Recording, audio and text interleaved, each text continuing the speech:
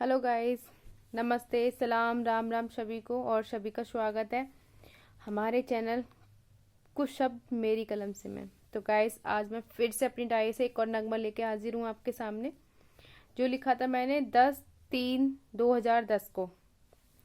तो गाइस, ये नगमा है मेरा मैं बेटी। तो गाइस, आपको मैंने पहले भी बताया हुआ है कि मेरे अंदर जो नेगेटिविटी थी वो बहुत ज़्यादा थी और जायज़ भी थी, क्योंकि वो माहौल ही ऐसा था जहाँ बेटी की कोई वैल्यू ही ना थी। और कुछ ऐसे छोटी सोच के लोग अब भी हैं जो बेटियों को तवज्जो नहीं देते, केवल देते हैं तो सिर्फ बेटों को। उनको लगता है कि बेटा ही सब कुछ है। तो बस वही चीज़ थी मेरे अंदर, जिसके लिए फिर मैं बहुत परेशान रहती थी और मैं किसे बताऊं कैसे बताऊं ये सोचती रहती थी। फिर मैंने एक जरिया लिया कि क्यों ना मैं अपनी डायरी लिखा करूं। तो फिर बस इस तरह लिखती थी मैं। तो चलिए स्टार्ट करते हैं मैं बेटी को। तो गाइस, ये है मैं बेटी रोती ही जाऊं, मैं बेटी रोती ही जाऊं, मैं सिसकती ही जाऊं। इस दुनिया में आके मैं बेटी ही क्यों दुख पाऊं। अपने दुख को बटोरती ही जाऊं, अपने दुख को बटोरती ही जाऊं। अपने हर जख्म में आंसू भरती जाऊं, अपने हर जख्म में आंसू भरती जाऊं।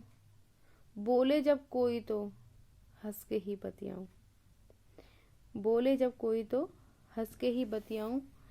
मैं बेटी अपनी किससे और कैसे सुनाऊं। जिधर भी जाऊं वजन रिश्तों का ही निभाऊं। मुझे इस दुनिया में लाना एक भूल है होती, एक मजबूरी, एक चूक है होती।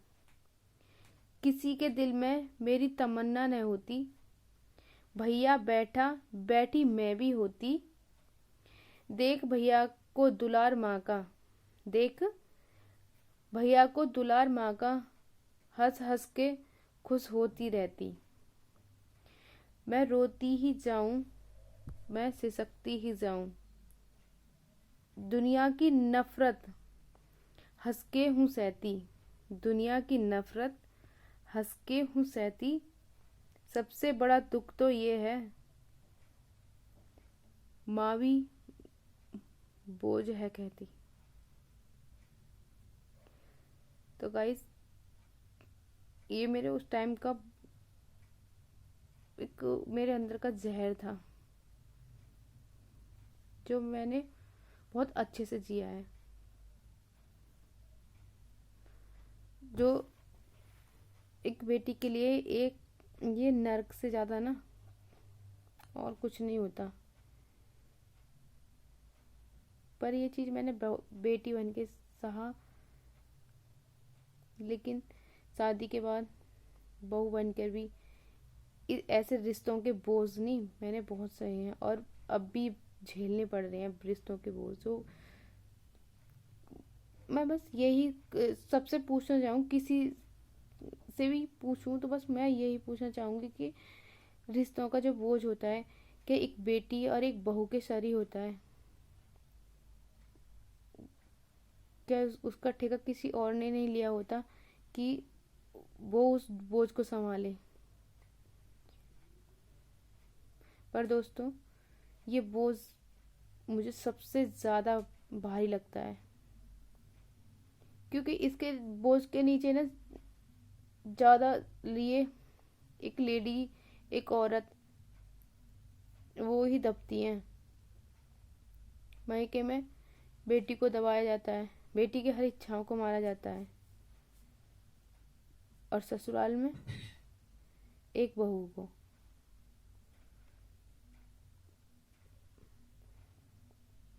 एक औरत औरत को भी दबाती है। एक माँ एक औरत होकर अपनी बेटी की इच्छाओं को मारती है, दबाती है। और सबसे पहले जो वैल्यू देगी अपने बेटे को, बेटी को नहीं। और एक सास बहू को ही दबाती है, एक औरत होने के बाद भी। और ये रिश्तों का बोझ सिर्फ झेलना एक बेटी को, एक बहू को पड़ता है। और ये इसलिए झेलना पड़ता है क्योंकि एक औरत औरत को दबाती है, एक औरत औरत का साथ नहीं देती। इसलिए हमारे समाज में एक सबसे जो गंदा और एक घिनौना जो ये रीत है वो ये है कि एक औरत औरत को ही दबाती है। जिस दिन एक औरत औरत को सपोर्ट करेगी उस दिन ये रिश्तों का बोझ एक औरत को नहीं झेलना पड़ेगा, अपनी इच्छाओं को नहीं मारना पड़ेगा। तो गाइस मेरा यही था वह बेटी। तो आपको कैसे लगा प्लीज़ कमेंट करके ज़रूर बताएं।